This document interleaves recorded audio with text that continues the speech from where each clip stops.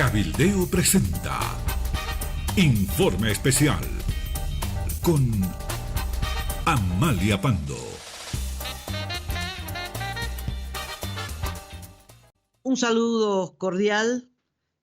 Aquí comienza otra edición de Informe Especial. Me referiré a lo que ha ocurrido en las últimas horas en la Argentina, en estas primarias, las PASO, cuyos resultados han sorprendido a todo el mundo. Nadie se la esperaba. Bueno, todas las encuestas le daban el triunfo al binomio de los K. Esa no fue la sorpresa. Pero ninguna encuesta ni siquiera intuyó que ese triunfo iba a ser tan contundente, con una diferencia de 15 puntos frente al presidente Macri. Ese es el punto. Todas las encuestas le daban el triunfo a los Fernández, a Alberto Fernández, que va como presidente, y a Cristina Fernández, que está solapada como vicepresidente, pero hablaban de una diferencia de 2, 3 puntos, unos más, otros menos, pero puntitos, y que Macri estaba acortando esa distancia. Bueno, vienen las primarias y resulta que la diferencia parece insalvable. Recordarles que lo ocurrido ayer en la Argentina no eran elecciones nacionales, sino que eran elecciones primarias en las que los partidos, especialmente el Frente de Todos, que es el Frente de los Kirchneristas, y Juntos por el Cambio, que es el Frente del presidente Macri, tenían que resolver a través de la votación popular, universal, obligatoria, quién era el candidato de esos partidos.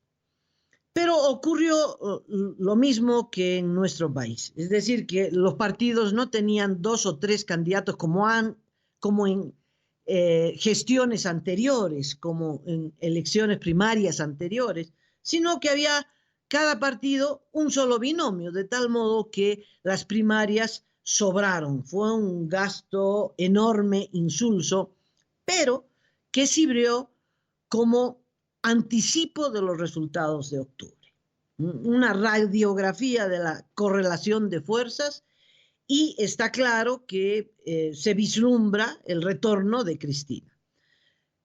La diferencia con Bolivia, hay muchas diferencias en la ley argentina con esta nuevísima y apuradísima ley de las primarias que aprobó el masismo ahora último. Bueno, una de las principales diferencias es que en Bolivia votan solo los militantes y por lo tanto se tiene que hacer una lista de militantes que, como ustedes recordarán, estaba muy mal hecha. Todos aparecieron en las listas del MAS, aunque no se habían inscrito nunca al MAS, en fin. Pero lo grave de esto es que el oficialismo tiene la lista de militantes de los partidos opositores, y esta lista de militantes es una lista negra. El oficialismo sabe a quienes no va a contratar nunca, a quienes no va a entregar una concesión, un contrato, ni va a emplear en la administración del Estado. Es muy grave porque con esta lista de militantes se le facilita la represión y la persecución al gobierno. Justamente por eso en la Argentina no votan solo los militantes, es más, no hay lista de militantes, por razones de seguridad y de preservar la seguridad de los ciudadanos, porque se sabe cómo son nuestros gobiernos. Votan en las primarias todos los inscritos, todos los que tienen derecho a votar, todos los ciudadanos, todos los que están en el padrón electoral. Y esta votación es obligatoria. Entonces, en estas primarias, todos los ciudadanos votan por el binomio o el partido de su preferencia. Entonces, El Frente de Todos de los Fernández acumuló el 47% y un poquito más de los votos del total de la ciudadanía. Y el partido de Macri solo el 32%, un poquito más del 32%. Es una diferencia muy grande. Quiere decir que los que votaron en estas primarias por los Fernández, pues en octubre van a repetir ese voto. Eso, aunque Macri dice, sí, hemos hecho una mala elección, lo reconoció, y dice, vamos a revertir esta situación en los 3 meses que quedan, parece muy difícil que lo hagan. Y hay votaciones donde la fisura es aún más profunda. En la elección para gobernadores para Buenos Aires, el partido kirchnerista ha llegado casi al 50%, mientras que la militante estrella del macrismo, gobernadora de Buenos Aires, apenas 32%. Y eso que luchó contra el narcotráfico, contra la delincuencia, aquí nada, 50% para el kirchnerismo. Bueno, la conclusión, lo bueno de las primarias en la Argentina, cosa que no podemos mencionar en nuestro país, que antes que empiece el escrutinio y el resultado oficial de estas internas, el presidente Macri ya reconoció su derrota. La Corte Electoral impecable, 33 millones de ciudadanos habilitados y los resultados pues ya se conocían, 10 de la noche y los resultados ya están en pantalla, ya están tanto en las pantallas de las computadoras como en las de televisión. Le estoy hablando de los oficiales. En nuestro país hay que esperar un mes para conocer los resultados oficiales. ¿Podrá Macri revertir en 3 meses este resultado? Parece imposible. Hay un voto castigo al plan económico de Macri. Y al igual que en el Brasil, le cantaban a Dilma Rousseff, presidenta del PT, ¿no? Adiós querida, y sacaban los letreros. Bueno, ahora le gritan a Macri, chao Macri, y parece que es un hecho absolutamente contundente. Hace 5 años se castigó a Cristina Kirchner votando por Macri. Y ahora se vuelve a votar por Cristina para castigar a Macri. ¿Qué es lo que se está castigando? El plan económico. Cristina Kirchner y la corrupción provocó indignación en la ciudadanía argentina, diríamos en un primer momento. En la Argentina es el único país en el que se vio, se tocó el dinero de la corrupción. Recordarán al secretario de Transporte del gobierno de Cristina Fernández, José López, con los bolsos lanzándolos al convento. Bueno, llevaba $9 millones en coimas. O la propia hija de Cristina Fernández, Florencia, que ahora está prácticamente refugiada en Cuba, enferma por depresión, pero en realidad en Cuba, como ella no tiene protección, no es senadora, entonces Cristina la mandó a Cuba para que no la toquen. Bueno, encontraron una caja de seguridad en un banco, casi $5 millones, 4.6 millones. Son casos de corrupción en los que se pudo graficar un video que salió el 2016 en una casa de cambio que servía para lavar el dinero de las coimas, un video interminable en el que se contaban los paquetes de dólares, ¿no? Y se contaba y se contaba y se contaba y paquetes y paquetes y paquetes y paquetes de dólares. A pesar de la contundencia, Cristina dice, soy inocente, soy inocente. Bueno, el juez que agarró gran parte de los casos, son 12 casos que apuntan a Cristina Kirchner por distintos casos de corrupción. Y este juez, Claudio Bonadío, dijo que Cristina Kirchner era jefa de la principal organización criminal de las últimas décadas. Pobre Claudio Bonadío, va a tener que irse, lo van a rajar, ¿no? Si se consolida el triunfo, el retorno de Cristina Kirchner, ninguno de estos casos va a terminar exitosamente ni se hará justicia. Después salieron los cuadernos de la corrupción, el chofer de Julio De Vido, que anotaba dónde llevaban los paquetes, dónde llevaban las bolsas, quién entraba, quién entregaba, quién le entregaba, etcétera, todo detallado, ¿no? Son 12 juicios, le digo, hay 172 procesados, 31 empresarios arrepentidos y algunos funcionarios también que confiesan la hermenéutica de la corrupción, 7 detenidos, entre ellos Julio De Vido, que era la mano derecha de Cristina. Julio De Vido hace al rol de Juan Ramón Quintana para Evo Morales, Julio De Vido para Cristina Kirchner. Está preso. Votaron obviamente a favor de Cristina Kirchner. Bueno, pero estos procesos no van a terminar ni se hará nunca justicia. Pues la gente se indignó en un primer momento, el argentino medio se indignó, pero luego pues pasó la indignación y lo que primó fueron las consecuencias de la política económica de Macri.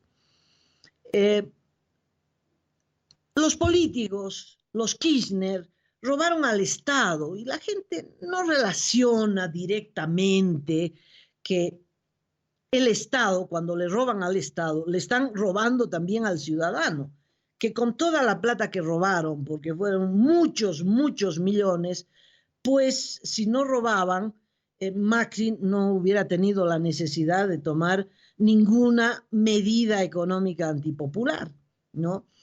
Si no robaban, Argentina era otra, ¿no? Si no robaban, no había inflación, si no robaban, no subían los precios de los productos de la canasta familiar, en fin. Robaron millones,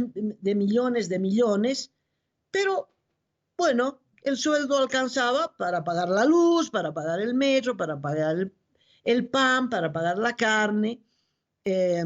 Los productos estaban al alcance del salario. Y eso es lo que queda. Sí robaron, pero el sueldo me alcanzaba.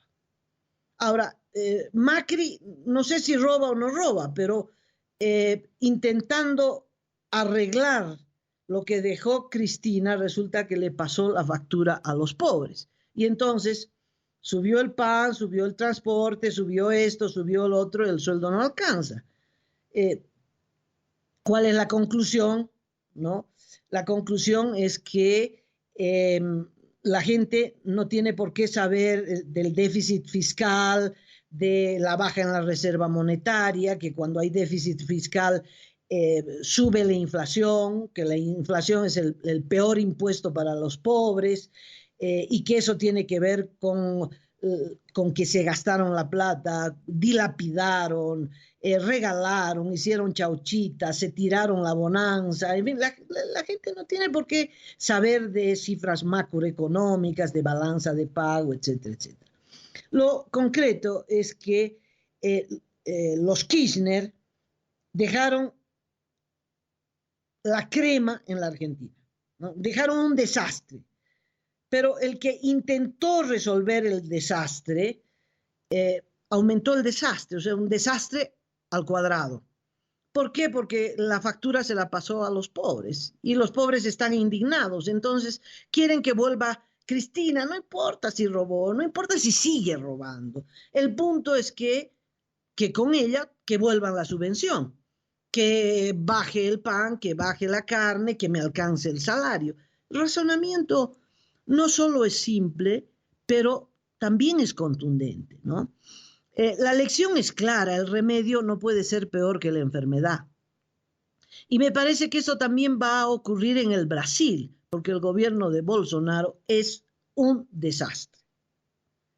Ahora, el retorno de Cristina, que parece inevitable, de acuerdo a los resultados de las últimas horas, va a tener consecuencias en la región. Primero, en la Argentina.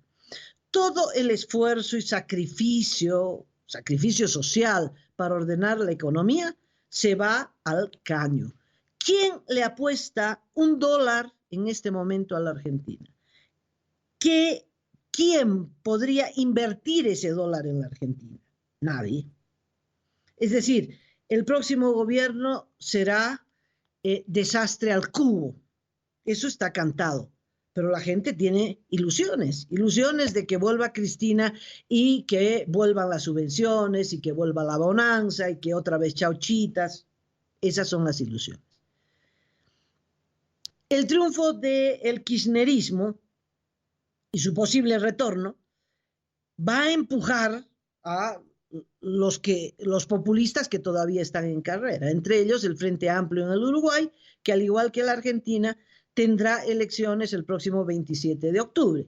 Y es posible que con el triunfo kirchnerista, pues esto fortalezca a quienes están apoyando al Frente Amplio. Y está claro que es un respaldarazo a la candidatura ilegal de Evo Morales. Esto no quiere decir que ya ha ganado Evo Morales, por favor. La batalla todavía no se ha librado, la batalla del 20 de octubre. Pero que es un respaldarazo, es un respaldarazo. Pero nada de los 3 puntos anteriores es realmente lo peor.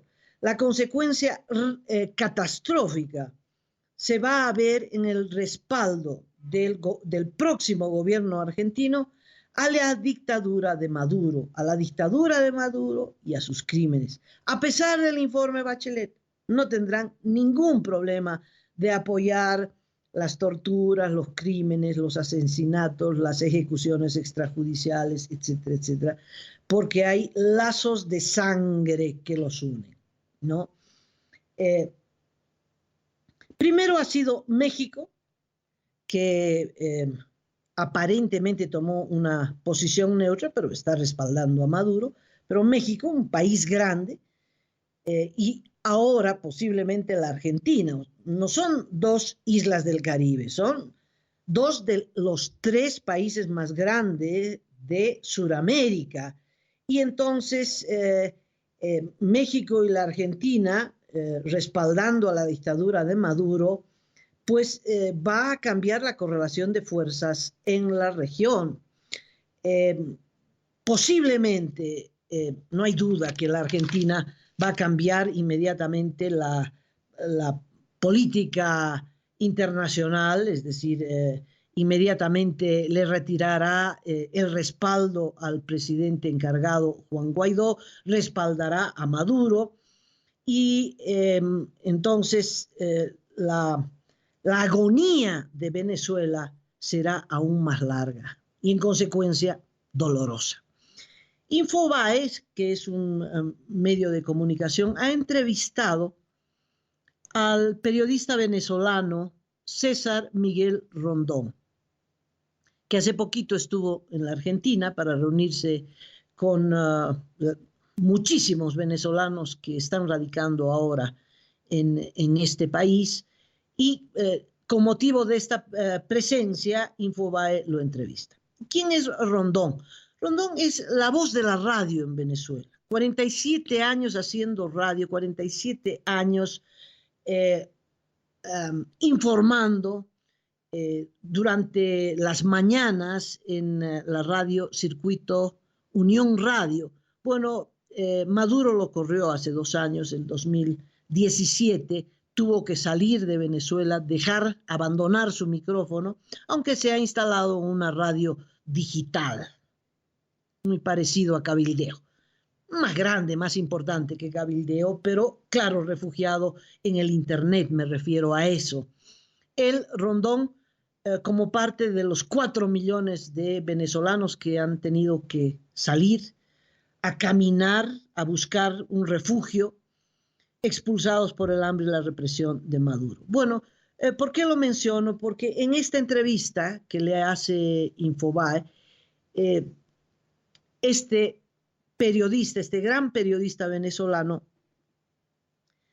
cuenta o da las pautas mucho mejor de lo que yo podría hacerlo. Por lo tanto, voy a leer esta parte de la entrevista. La entrevista es imperdible, no hay una línea que sobre, pero para no alargar tanto las cosas me voy a referir solo al tema de Cristina. Fue hecho esta entrevista antes de estas primarias en la Argentina, pero tienen que ver con las elecciones que recién van a ocurrir en octubre próximo.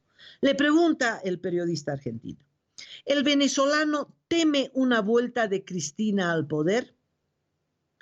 Bueno, debe temer la Argentina, responde, y lo debe temer América Latina, por los vínculos de su gobierno con el de Maduro, por lo que han sido. El populismo ha sido nefasto porque funciona con lo inmediato, funciona con lo que te voy a dar una migajita de esto y tú vas a quedar contento con esa migajita. El populismo es un gas, un spray. Creo que aquí, refiriéndose a la Argentina, es una nebulosa. No vas a ver nada. Para buena parte de la población argentina y en medio de las dificultades económicas que están pasando, esa nebulosa que dejó el kirchnerismo, que se fue antes de ayer prácticamente, es decir, no estamos hablando de 20 años atrás, puede ser atractivo todavía para el pueblo argentino. Y el pueblo argentino, como tal, no tiene que verse en la obligación de tomar un lente macro para ver a distancia los problemas de América Latina. Todos sabemos lo nefasto que ha resultado eso que se ha llamado el socialismo del siglo XXI para América Latina. Todos sabemos lo nefasto que ha sido el paso del chavismo. Los venezolanos quizás vemos con más vehemencia al respecto porque somos los dolientes directos, porque además de nosotros salió el engendro, salió el monstruo este. Pero mirad qué daño nos ha hecho a todos. De manera tal que creo que la próxima elección en Argentina no es una elección entre dos candidatos, es una elección muy delicada, de la cual tiene que estar muy pendiente toda América Latina, porque sus consecuencias van a ser fuertes, gane quien gane. Pregunta, si Cristina vuelve en medio de una enorme presión internacional que existe en la actualidad sobre Maduro, ¿no cree que el kirchnerismo opte por desmarcarse un poco de la dictadura chavista? Sí son compadres. Yo no creo que se desmarquen nunca. Se deben mucho unos a otros, políticamente o por otras cuestiones. Quizás políticamente sea lo de menos, pero se deben mucho. Ya en su época se han denunciado casos de corrupción entre ambos gobiernos. Uno de esos casos más resonante aquí en la Argentina fue la valija de Antonini Wilson, la famosa valija, dice el periodista venezolano. Nosotros en Venezuela decimos la maleta. Solo Antonini Wilson tenía una valija con tanto dinero. El caso de Vido, las corruptelas entre los Kirchner y sus más cercanos, y Hugo Chávez y sus más cercanos, porque esto no es de Maduro solamente, esto viene desde Chávez. Son muchas, son nefastas. Basta ver el cinismo con el que se comporta la señora Kirchner. El informe Bachelet resultó una bofetada muy grande para la izquierda latinoamericana.